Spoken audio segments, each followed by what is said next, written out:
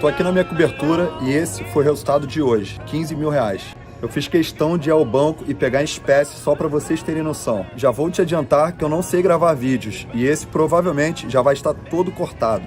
O que mais tem na internet é 7-1 programado para te enganar. Essa é a grande verdade. Gente que não tem resultado nenhum e quer vender milagres na internet. Nunca nem saíram do Brasil e moram debaixo do teto da mamãe. Eu posso ser um desses 7-1? Posso. Talvez eu até seja. Como é que vocês vão saber? Fale o seguinte, galera. Entre no meu Instagram. Europa é minha segunda casa. Vou todo ano para Grécia, Paris, Tailândia, Estados Unidos e sempre muito bem acompanhado. Meus amigos, não tenho carro, não gosto de dirigir, tenho apenas jatos e helicópteros. Meu nome é Diego Aguiar e há anos todos querem saber o que eu faço. Imploram para andar, trabalhar comigo e ter a minha vida. Eu tenho uma boa notícia. Agora você também pode. Sou amigo de famosos no mundo todo. Whindersson, Orochi, Ludmilla, Anitta, Post Malone, Taiga, Dennis DJ. Então vamos lá, vou revelar o meu segredo. Trabalho com o mercado financeiro há mais de 10 anos, já estou aposentado há mais de 5. Faz o seguinte, meu amigo, se você acha que isso tudo é uma grande mentira, sai do meu site agora, faz esse favor pra mim. É o seguinte, eu vi muito safado 7-1 vendendo cursos ridículos na internet e eu nunca vendi nenhum curso de nada. Eu ganho dinheiro do mercado e não vendendo cursos. Estou aqui hoje para mudar tudo isso. Vou te entregar conteúdo de qualidade e não vou estar ganhando nada com isso. Presta muita atenção como tudo isso vai funcionar. Meus traders fazem operações no mercado de opções. Sempre que eles forem fazer uma operação, eles vão mandar para vocês copiarem apenas clicando em um botão. Resumindo, você vai ter o resultado de um profissional mesmo sem entender nada. Eu sou multimilionário e copio todos esses sinais. E como você vai saber se isso funciona, se é verdade ou não? Muito fácil, basta comprar agora, o preço é ridículo. Como eu disse, eu não ganho nada, o dinheiro vai todo para minha equipe. E se você não gostar, não tem problema. Pede o dinheiro de volta que eu devolvo na mesma hora. Já me alonguei muito, então clica no botão agora. Caso ele esteja funcionando, significa que ainda tem vaga. Se não estiver funcionando, me manda uma mensagem no Instagram. Lembrando sempre, a prioridade são minhas amiguinhas. Te vejo no meu curso ou nas melhores festas do mundo. O volante que joga, o volante avança. Se o Jô atuar, talvez a bola chegue mais no Jô. Quer dizer, é um sistema que o Corinthians tem que usar. Ele tem que aprimorar esse sistema. Não dá mais para jogar do jeito que o Corinthians jogava. Essa é uma questão. Pode, eventualmente, alternar para um 4-4-2, para um 4-4-1-1, sem problemas, de acordo com as circunstâncias do jogo, de acordo com o momento dos atletas, mas não dá para jogar só daquela forma. E eu acho que, como disse o André, porque o técnico estava no limite, ele decidiu fazer um jogo que poderia fazer esse limite explodir. E ele conseguiu. Então, que agora siga esse caminho, que aprimore o sistema, né? Claro. E aí a gente vai ver se o Mancini sabe ou não utilizar esse sistema de jogo, porque não é só colocar em campo, tem que saber treinar e dar as funções exatas para os jogadores. Talvez não tenha explodido porque o São Paulo... Porque até para responder a outra pergunta que a gente tinha colocado no ar, talvez não tenha explodido, como você disse, porque o Crespo resolveu muito corretamente, né? Aquela pergunta, eu me refiro à pergunta de por que o São Paulo não consegue vencer, quebrar o tabu e tudo mais. Para mim tá evidente pela diferença de jogo que tem hoje os dois times titulares, né? E apesar da própria mudança que faz o Mancini e tudo mais, que o São Paulo seria muito favorito entrando desde o começo do jogo com todos os seus titulares. Então, talvez esse prolongar, né, da sua esperança, da sua vida, tenha muito a ver com o fato do Crespo ter escalado os reservas, né, 6 ou 7 reservas, e só para reforçar, para a gente não ser incoerente também, com toda a razão do mundo, né? Se tem uma coisa que o Crespo precisava fazer, e a gente disse antes, olhando para o jogo da Libertadores contra o Racing, se tem uma coisa que o São Paulo precisava, era obrigatório hoje, era não escalar o time titular pensando em quebrar tabu no campeonato. E a maratona que vem depois, já também. E ainda assim... Justamente por não ser um sistema... Vai, Zupac. Vai nessa. Não, e ainda assim, nos primeiros 20, 22 minutos, ou quase 25 minutos, mesmo com o time reserva, o São Paulo estava marcando o Corinthians muito bem. O Corinthians não conseguia sair do campo de defesa. E o São Paulo muito veloz, dominando o meio campo, poderia ter feito 2-0, teve chance com bola passando ali na frente da área, realmente muito mexido. E o Corinthians também mexido, mas para o Corinthians mexer ou não faz pouca diferença, porque não há padrão, né? A gente não sabe qual é o time titular. Não tem como a gente fazer a conta de quantos jogadores o Mancini preservou ou quantos ele de fato trocou trocou por opção técnica porque o Corinthians não tem um time, não tem uma forma de jogar. Mas demorou para o Corinthians achar a sua saída de jogo, né? E só para complementar em relação aos 3 zagueiros, e a opção desse jogo com os alas de maneira mais construtiva, com o Piton e com o Fagner, é um movimento muito parecido com o que o próprio Crespo fez no São Paulo. Porque na última temporada o São Paulo não tinha ponta.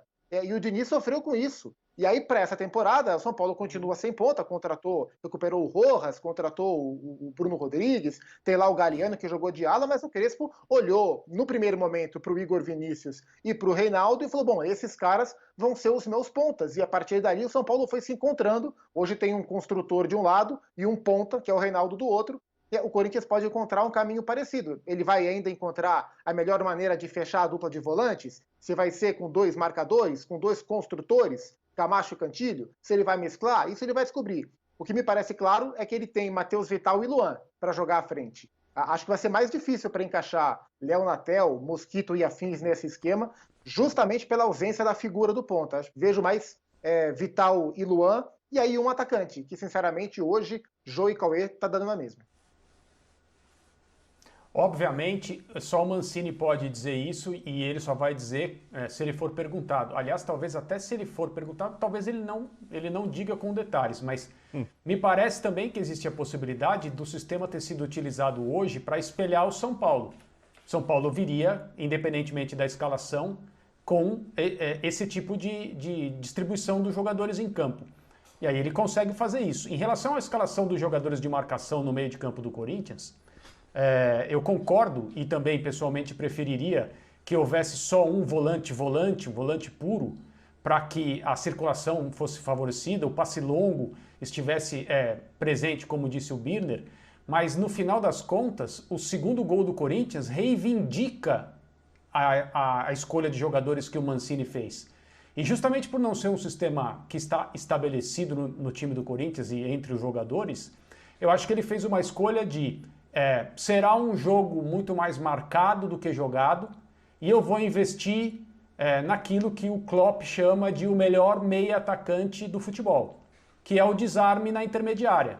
E ele consegue fazer um desarme até um pouco mais recuado, mas bem na parte central do campo, com o envolvimento do Ramiro. E aí, o Ramiro também não é Gabriel, né, André? Sai a bola para o Luan e o Luan consegue um ótimo passe. Então, assim, você está falando depois. Não, é claro, o Linha de Passe é um programa que acontece e é levado ao ar depois dos jogos. Mas eu não estou falando depois no sentido de falar sobre a obra pronta. Eu estou dizendo, no jogo houve uma situação crucial com impacto no resultado, com o envolvimento de um dos jogadores que ele escolheu. Não, e é bom destacar que o Ramiro não é o Gabriel, né? A gente não está falando de 2 Gabriéis no meio campo do primeiro gol também. O Ramiro é um jogador que tem... Deu passe para o Luan no primeiro gol também. O Ramiro. Exatamente. Então, acho que assim, esse é um jogador que tem capacidade de passe, tem visão, já jogou, inclusive, mais aberto pela direita, criando muito. Então, eu só acho o seguinte, se o Corinthians for jogar assim, em algum momento ele vai precisar ser o time que propõe o jogo, de acordo com a equipe que ele for atuar contra. Sim. E aí, essa saída de bola vai ser feita com 4 jogadores, né, os 3 zagueiros e um dos volantes. E aí, qualificar essa saída de bola desse jogador que vem fazer ali como se fosse uma espécie de um losango, né, para o time conseguir ter uma transição melhor, dali sair uma inversão de bola para um jogador que avança um ala pelos lados, tal. Eu acho que o Ramiro no passe curto ele vai até bem, né? Mas para fazer essa inversão de bola, essa visão de jogo e decisão rápida, o Corinthians tem jogador que pode fazer isso melhor. E aí é uma escolha, porque com esse jogador que seria o Cantilho, o time vai perder pegada. Então, é uma coisa a ser treinada e que tem a ver bastante com o que o treinador decide como melhor opção para a equipe ter o seu sistema mais azeitado, né? Então, eu acho que o Matheus Vital, por exemplo, se o Corinthians pode jogar com 2 volantes, com o Luan e com o Matheus Vital, e com só um centroavante, porque os alas podem avançar bastante, né? E aí você tem opção de construção bem interessante, mas no limite da ousadia, de acordo com o adversário, o Corinthians pode ter o Mosquito e pode ter o Matheus Vital até na ala, para fazer a jogada por dentro com o Mosquito aberto do lado esquerdo, para dar a profundidade da linha de fundo e o Matheus Vital da diagonal, com o ala avançando pelo outro lado, com a bola saindo do volante, né, com o centroavante capaz de fazer uma parede e se movimentar, que seria o Jô. Se a bola chega mais ali, eu acho que o Jô talvez consiga melhorar. Quer dizer, esse sistema, é isso que eu quero dizer, ele abre possibilidades que o outro não abre. Então ele não é discutível. E só para pegar o gancho do que o André disse, eu não lembro quem era o repórter, então eu vou pedir desculpas. Na abertura do jogo, ele pergunta para o Mancini se o sistema era para espelhar o que o São Paulo faz ou uma ideia de jogo. O Mancini disse que era uma ideia de jogo. Amigos, deixa eu entender uma coisa a mais com vocês aqui de tudo que já foi colocado. O André começou dizendo daquele papel, né, do empate, essa proposta, o time do Corinthians aceitaria, e eu entendo isso que disse o André, por conta do momento que vive o Mancini de pressão e crise no Corinthians e o São Paulo de um momento completamente distinto. O Binner falou que gostou porque esperava essa mudança, um Corinthians diferente do Mancini. Mas aí eu peço para vocês jogarem uma luz a mais. O que foi que o Mancini fez de diferente que deixa o torcedor hoje, diria, um pouco mais aliviado? A mescla, como vocês colocaram, de jovens e maduros, foram os 3 zagueiros. Apontem um caminho para mim, por favor, pensando no próximo adversário. Agora não é o São Paulo, não é o Santos, não é o Palmeiras, é o Novo Horizontino. Podemos começar com você de novo, André? O Mancini achou um caminho diferente depois do que ele fez no clássico contra o São Paulo? Eu não tenho dúvida que, como o Vitor disse, o Corinthians precisava tentar algo. E é muito complicado você fazer uma mudança num momento de tamanha pressão e nos dias anteriores a um clássico, né? Se o Corinthians perdesse hoje para o São Paulo, talvez o Mancini não terminasse a segunda-feira, nem começasse talvez a segunda-feira como técnico do Corinthians. Então ele tem um ponto aí bastante importante em relação à coragem de ter colocado o seu cargo sob risco se as coisas dessem errado hoje. Muito bem.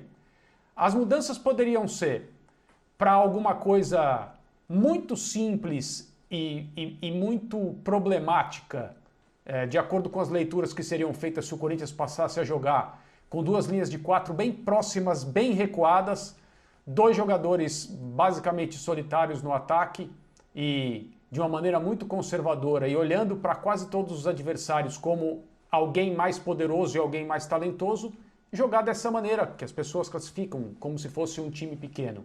Isso geraria um problema muito maior do que a leitura sobre essa decisão, que seria, mas como vai ser quando o Corinthians encontrar equipes que vão tratá-lo dessa forma e ele precisar encontrar o seu próprio caminho em campo? Já as atuações anteriores vinham provando que esse tipo de coisa não daria certo. Então, a minha convicção de que era necessário tentar algo diferente é bastante antiga. Eu só não achava que o Corinthians deveria passar a atuar de uma maneira muito sofisticada, porque não tem jogadores para isso.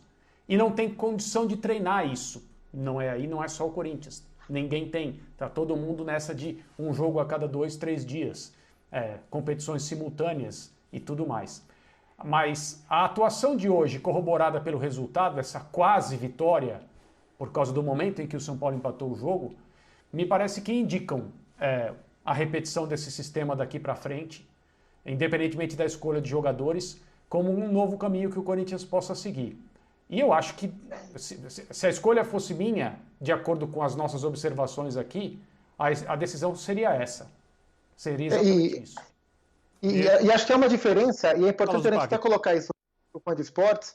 Assim, eu particularmente não acho que o Corinthians tenha feito uma grande partida. Acho que o Corinthians fez algo um pouco além do que vinha fazendo. O problema é que o Corinthians vinha fazendo algo muito incipiente, né? Era um Corinthians que não conseguia se impor contra o Retrô, que não conseguia criar chances reais de gols contra o River Plate do Paraguai, que perdeu do Peñarol, que é um time fraco em casa, sem oferecer muito sofrimento para o time uruguaio. Então, dentro de um time que não tem caminho algum definido, um indicativo, e eu acho que hoje foi um indicativo, já é algo muito interessante. Então, eu não vejo o jogo de hoje como algo claro. Olha, é isso, tem que fazer. Mas é aquela luz lá no fim do túnel. E acho que o Corinthians tem o dever de ir checar se de fato ali é um buraquinho para sair, para passar pelo túnel, ou se é só um vagalume que passou e que deu a impressão que era um indicativo. O Corinthians já teve outras migalhas, outros indicativos